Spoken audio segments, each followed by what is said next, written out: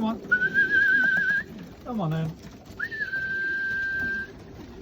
12th of August. 9 o'clock, just after training, just after I got back. Come on.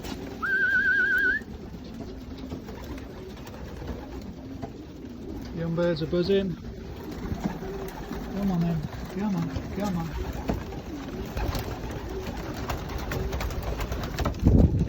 Very pleased with them this morning. Well, all week really.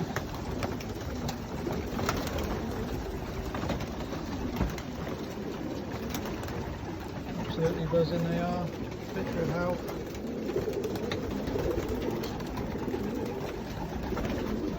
So we're going to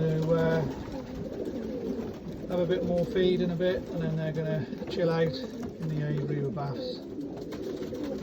And tomorrow again they won't go out, just baths, and then I'll go from there then and see what we're going to do Sunday. I don't think we'll be training because a lot of organisations have changed from Saturday to Sunday. Going to be looking at Monday or Tuesday, weather permitting, 40 miles, and then we'll have the first race. But yeah, they're ready